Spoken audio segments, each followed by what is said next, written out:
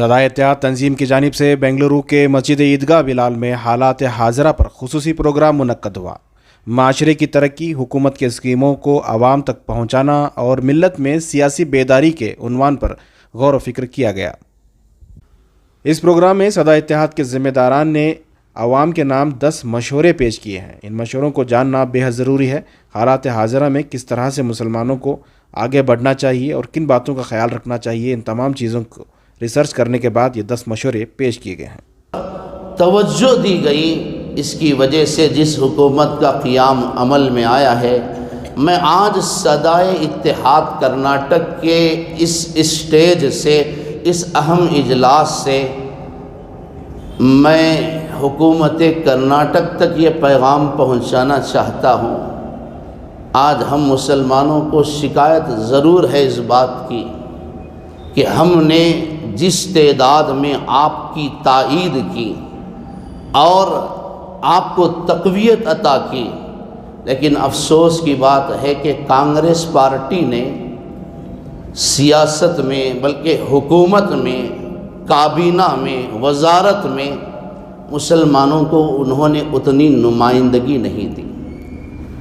पूरी काबीना में सिर्फ 2 मिनिस्टर हैं, हालांकि हमारा हक़ 10 का था। 10 कम से कम मुस्लिम उज़रा होते, ये हमारा हक़ था।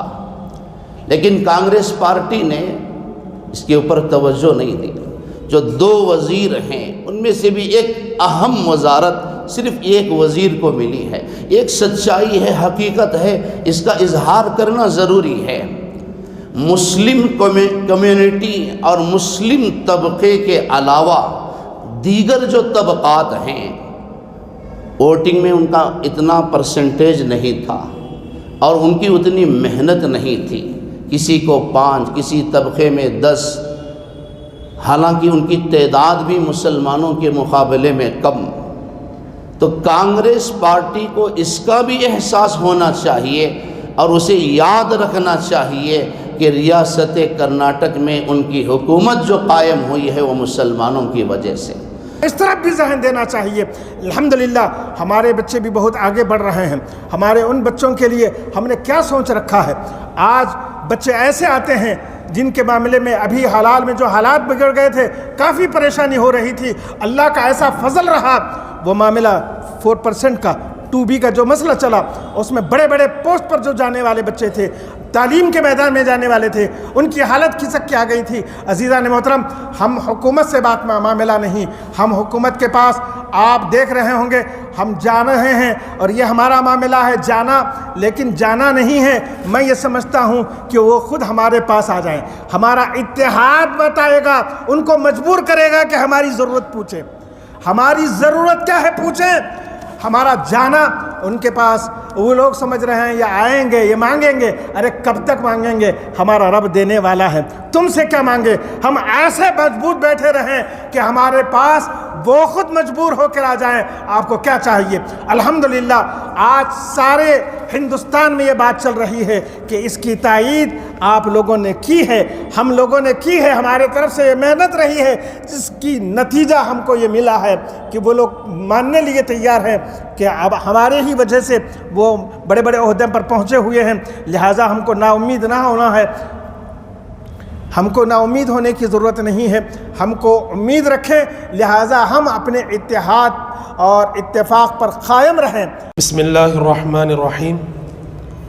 मोहतरम मुअज़्ज़ज़ सामाईन इज़ाम, ज़िम्मेदारान मसाजिद, अमाइदीन शहर, नौजवानान मिल्लत, जैसा कि आपको अभी मुफ्ती इमरान साहब ने कहा कि तजावीज़ पेश करने का मुझे हुक्म दिया गया है। ये जो तजावीज़ होती हैं ये पूरे इजलास का ख़ुलासा है, या यूँ कहिए कि कोई भी तंजीम कुछ तहरीक लेकर उठती है, कुछ मकासद को लेकर काम करती है, तो उन तमाम मकासद को मुख्तसर अंदाज में अगर पेश करने को कहा जाए तो उसको कहते हैं तजवीज़। अगर एक है तो तजवीज़ कहते हैं, अगर एक से ज़्यादा है तो इसको तजावीज़ कहते हैं। बड़ी ज़िम्मेदारी मुझ जैसे छोटे इंसान को दी गई है, कोशिश करता हूँ कि उसको बखूबी आपके सामने रखूँ। तकरीबन पूरे 10 तजावीज़ हैं। नंबर 1, मसाजिद को मरकज़ बनाने का काम करें। ये जो मसाजिद हैं इनको हमें हर एतबार से मरकज़ बनाना है। क्यों? इसलिए कि मेरे और आपके आका जनाब मोहम्मद रसूलुल्लाह सल्लल्लाहु अलैहि वसल्लम ने मस्जिद नबवी पूरी दुनिया के लिए रोल मॉडल बनाया है। इलेक्शन से पहले जो है एक तवील इजलास आपके तहत हुए हैं, सियासी बेदारी के उन्वान पर कई इजलास हुए हैं, तो अब इलेक्शन के बाद भी जो है सिलसिला जारी है, तो आज का प्रोग्राम क्या रहा? बस ये था जो असम्बली इलेक्शन से पहले जो मेहनतें सदा इत्तेहाद की तरफ से हुई थी, तो उसके बाद हुकूमत बनी। हुकूमत बनने के बाद हम लोग ये देख रहे थे कि हुकूमत मुसलमानों के हक़ में क्या फ़ैसला करने वाली है, तो हुकूमत को एक मौका भी दिया, देखें ये क्या उनकी तरफ से बात आती है। तो बात हमें भी समझ में आ गई, सिर्फ मुसलमानों का वोट चाहिए और मुसलमान बेवकूफ़ों की तरह ये खो कर के जो उनका साथ दिए उसका भी नतीजा हमने देख लिया। ऐसी मिनिस्ट्री उन्होंने अता करी है जो भीख में देते हैं, जबकि 80% वोटों के साथ जब हम उनका साथ दिया तो उनका फ़र्ज़ बनता था कुछ ऐसी मिनिस्ट्री देते, एक 4-5 मिनिस्ट्री देते जिससे हमारी कौम के लिए काम मिल जाता। तो जैसे कि PWD थी या ट्रांसपोर्ट था, या तो मैं अल्लाह सलामत रखो इंडस्ट्रियल थी, कम से कम ऐसे कुछ होदे देते तो उससे हमारी कौम के लिए काम, जो नौजवान पढ़े लिखे थे उनको काम में लेने के लिए एक रास्ता बनता था। लेकिन ये इस तरह से बेवकूफ़ी इन्होंने करी है कि ये जो पहले माइनॉरिटी में जो हज एंड वक्फ और दूसरा भी साथ में दिया करते थे, तो CR सगीर अहमद जब ट्रांसपोर्ट मिनिस्टर थे उनके बाद जब हटाया गया तो ये मिनिस्ट्री उनको दी गई थी। हज एंड वक्फ और हाउसिंग तीनों एक साथ में दिए थे, क्योंकि इनके साथ में पीए रहे हमारे सादिक साहब, इसीलिए मैं गवाह के हिसाब से बोल रहा हूँ। आज ये मिनिस्ट्री दोनों को बांटे इन्होंने, समझे ना, वक्फ एक, हज एक और वक्फ के साथ में हाउसिंग एक। कितनी बड़ी बेवकूफ़ी। और हम मुसलमान खुश हो रहे हैं कि कांग्रेस आ गई, कांग्रेस आ गई, कांग्रेस आ गई, जबकि 80% वोट हम लोगों ने इनको दिया है। ये नहीं कि हमारे उलमा, मशाइख और दानिशवर मिलके बार बार उनके पास जाके उनसे गिड़गिड़ाएं कि हमारे लिए ये दें, हमारे लिए वो दें। उनसे भीख मांगने की ज़रूरत नहीं है इस कौम को। हाँ, इन जैसे ये आलिम जो आजकल जो जाके फ़ोटो पकड़ने का और जो मिल के बैठने का जो शौक़ है ना, इनकी वजह से इस कौम का विखार गिरता जा रहा है। आप मुझे बताओ, जितने मज़ाहिब हैं, इस सारे मज़ाहिब के जो उनके गुरु हैं, साधु हैं, संत हैं, क्या इसी तरह ये इनकी जमातों के पास आकर के उनसे भीख मांग रहे हैं? ये हमारे उलमा को क्या हुआ, मशाइख को क्या हुआ, पीर साधुओं को क्या हुआ? ये उनके पास जाके भीख मांगते खड़े होकर के और बड़ी शान से दिखाते हैं कि इन्होंने बात कर ली उनसे, उन्होंने वादा किया इनको। अरे कहाँ तक कि इन बातों के पीछे इस कौम को तबाह करेंगे ये लोग? हमारी कौम को इन्हीं से नुकसान हो रहा है। इंशाअल्लाह आने वाले वक्त में इन सब बातों का ख्याल रखा जाएगा। फ़ोटो और फूल के हार शाल पोशी से काम नहीं चलने वाला, हमें मुद्दा चाहिए, मुद्दा। आज का जो बिलाल मस्जिद के अंदर जिस तरह हम गुज़िस्ता 2 साल से सियासी बेदारी उलमाओं के अंदर, आवाम के अंदर लाना चाह रहे थे, अल्लाह के फजलो करम उस प्रोग्राम के नियत से आज कर्नाटका के अंदर जो सेकुलर हुकूमत आई है वो ख़ास कर मुसलमानों में बेदारी और सियासी बेदारी से ही ये मुमकिन हो सका है।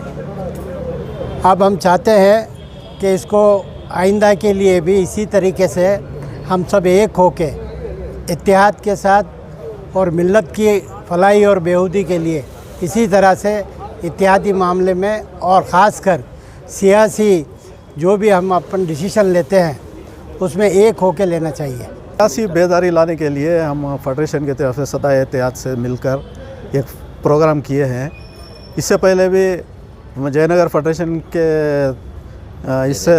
की तरफ से हम इससे पहले के जो इलेक्शन हुआ, इलेक्शन में भी हमने सारे मस्जिदों को जमा करके बहुत मेहनत की थी। मेहनत रंग लाई। इंशाअल्लाह ताला सदा इत्तेहाद की तरफ से जो ये मेहनत चल रही है उनका हम भरपूर साथ देंगे, इसमें बहुत कोशिश करेंगे। मगरिब से ईशा तक ये प्रोग्राम जो हुआ बहुत अच्छा हुआ और खूब जागना इसमें खूब जागी तो आगे कामयाबी मिलती है और खूब जागी नहीं सोते रही तो सोते रहना इंशाअल्लाह ये प्रोग्राम को आगे बढ़ाना हमें सब लोग मिल को आगे बढ़ाते हैं। अल्हम्दुलिल्लाह हालात हाजिरा और सियासी बेदारी के उन्वान पर मुसलसल कोशिशें चल रही हैं। अब इलेक्शन के बाद ये दूसरा प्रोग्राम है। अभी हाल में बमनहल्ली में प्रोग्राम हुआ जिसमें 30 मसाजिद के ज़िम्मेदार हज़रात शरीक हुए थे। अब ये 14वां प्रोग्राम बल्कि दूसरा प्रोग्राम यहाँ मस्जिद बिलाल ईदगाह बंदरगट्टा में मुनक़िद हुआ जयनगर मसाजिद के फ़ेडरेशन के इश्तिराक से, जिसमें टांगड़न मसाजिद के फ़ेडरेशन के ज़िम्मेदार हज़रात भी तशरीफ़ लाए थे। उलमाए किराम और खुतबा इज़ाम दानिशवरान कौम मिल्लत का एक अच्छा संजीदा मजमा भी था। इस मजलिस में हमारी जो कोशिशें हैं शुरू से वो अवाम में एक तो सियासी शऊर पैदा करना है और दूसरा अल्हम्दुलिल्लाह जो अभी हुकूमत बनी है 10 प्रपोज़ल्स हमने कौम के सामने पेश किए हैं और सब के हाथों में उन प्रपोज़ल्स को पेश भी किया है। तो अगर एक एक करके भी लोग अपने अपने इलाक़ों में उन प्रपोज़ल्स पर अमल कर लेंगे, उन तजावीज़ पर एक एक करके भी अमल कर लेंगे तो इंशाअल्लाह कौम का बहुत बड़ा फ़ायदा होगा।